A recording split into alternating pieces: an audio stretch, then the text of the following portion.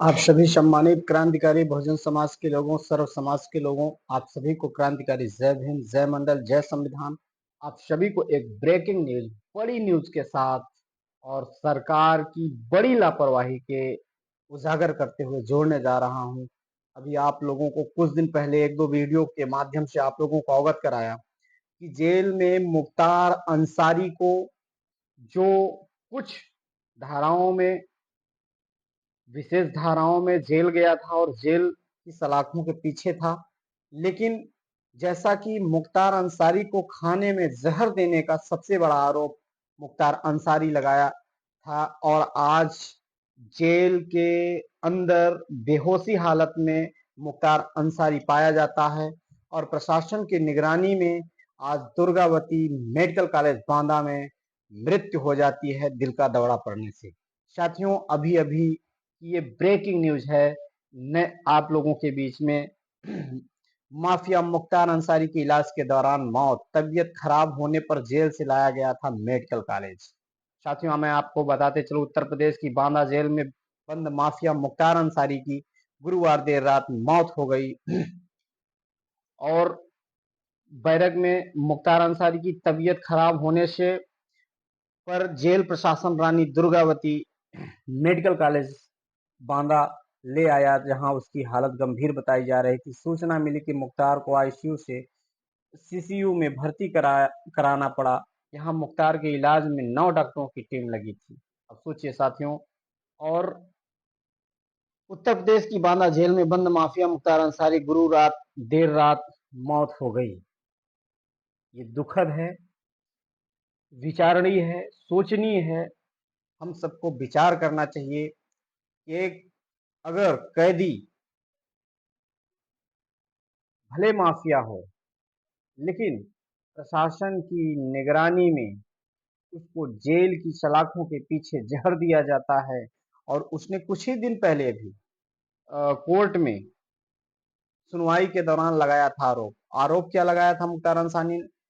अब सोचिए, 60 वर्ष के हो चुके मुख्तार ने सुनवाई के दौरान अदालत में आरोप लगाया था कि जेल में उसकी हत्या का प्रयास किया जा रहा है, उसे खाने में धीमा जहर दिया जा रहा है जिससे उसकी तबीयत बिगड़ रही है। मामले में एमपी एमएलए कोर्ट ने जेल प्रशासन से रिपोर्ट भी मांगी थी। मुख्तार की मौत के बाद गाजीपुर व मऊ समेत अन्य संवेदनशील जिलों में अलर्ट जारी कर दिया गया है। एहतियात के दौरान तौर पर पुलिस लाइन से भारी संख्या में फोर्स निकाली जा रही है। सूचना मिली है कि मऊ, बांदा और गाजीपुर में धारा 144 लागू कर दी गई है। अब सोचिए, मुख्तार अंसारी इस प्रदेश में, उत्तर प्रदेश में 5 बार विधायक रहा और गरीबों का मसीहा कहा जाता था।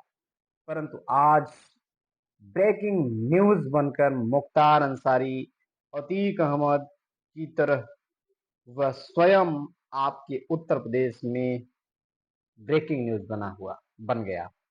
साथियों, क्या हो सकता है? अब आप सोचिए, मुख्तार अंसारी का साम्राज्य 32 साल बाद हुई थी पहली सजा। वाराणसी की अदालत ने आजीवन कारावास की सुनवाई की थी और आप सबको मैं इनके बारे में क्या बताऊं, आप सारे लोग खुद देख सकते हैं। लेकिन ये इस तरह से कारावास में एक कैदी की मृत्यु हो और इस तरह से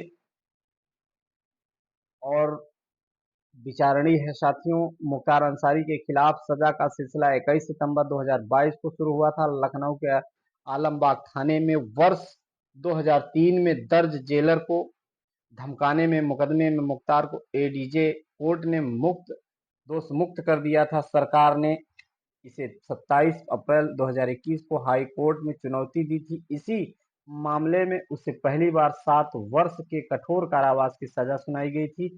इसके बाद 23 सितंबर 2022 को लखनऊ की हजरत कोतवाली में दर्ज गैंगस्टर एक्ट के मामले 5 वर्ष की सजा सुनाई गई थी। और आप सोचिए कि 23 29 अप्रैल 2023 को गाजीपुर में ही दर्ज गैंगस्टर एक्ट के अन्य मामले में 10 वर्ष की सजा सुनाई। 5 जून 2023 को अदालत ने कांग्रेस के प्रदेश अध्यक्ष अजय राय के बड़े भाई अवधेश राय हत्याकांड में मुख्तार अंसारी को आजीवन कारावास की सजा सुनाई थी। यह फैसला 32 वर्ष में आया था। 15 सितंबर 2023 को वाराणसी के कोयला व्यवसायी और विश्व हिंदू परिषद के कोषाध्यक्ष रहे नंद किशोर रुंगटा के भाई महावीर प्रसाद रुंगटा को धमकी देने के 27 साल पुराने मामले में 5.5 साल की सजा मुख्तार अंसारी को मिली थी। साथियों, बीते 13 मार्च को विशेष न्याय एमपी एमएलए अवनीश गौतम की अदालत ने फर्जीवाड़ा कर दोनाली बंदूक का लाइसेंस प्राप्त करने के मामले में मुख्तार अंसारी को अदालत के आजीवन कारावास की सुनवाई थी। 4 दिसंबर 1990 को मुख्तार खिलाफ मुकदमा दर्ज हुआ था। इस तरह से इनका हम ये नहीं कह रहे हैं कि ये गलत नहीं था, ये विचार करने योग्य इस बात का है, गलत था, लेकिन गरीबों का मसीहा मऊ के क्षेत्र में क्यों कहा जाता था? 5-5 बार विधायक इस लोकतंत्र में कैसे बना? ये सवाल आपके सामने खड़ा है। क्या इस देश की लोकतंत्र व्यवस्था जिंदा है? क्या इस देश की इंसानियत जिंदा है? इस देश में राज्य करने वाले लोग क्या तानाशाही शासन की व्यवस्था के तहत मुख्तार अंसारी को आज जेल की सलाखों के पीछे इस तरह से धीमा जहर दे करके मार दिए जैसा कि उसने बयान दिया? तो साथियों, मैं कहना चाहता हूं कि अपने हक और हुकूम को जिंदा रखने के लिए मुख्तार अंसारी बनने की जरूरत नहीं है, अपने अधिकार के लिए आवाज उठाने की जरूरत है। और मुख्तार अंसारी के साथ जो भी हुआ बहुत चिंतनीय और बहुत निंदनीय, और यह प्रशासन और शासन और वर्तमान की यह तानाशाही सरकार उस शोषित पीड़ित वंचित कमेरावादी अल्पसंख्यकों के लिए जो रवैया अपनाई है, ये सरासर इंसानियत के खिलाफ है। आज मैं विनम्र श्रद्धांजलि अर्पित करता हूं मुख्तार अंसारी के अंतिम क्षण, अंतिम पल, उनके अच्छे कार्यों के लिए।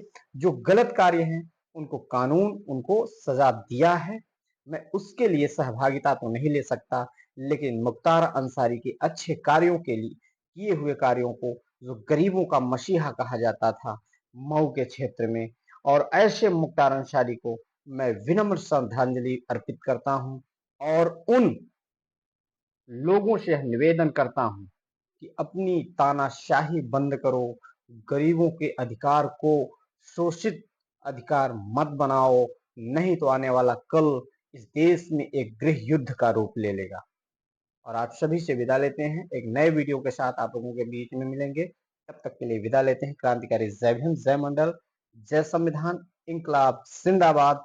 एक युग का अंत हुआ, हमें दुख है उनके अच्छे कार्यों के प्रति, जो समाज में अच्छे कार्य करके हम लोगों के बीच में अपनी यादों को छोड़ के गए। क्रांतिकारी जय भीम, जय मंडल।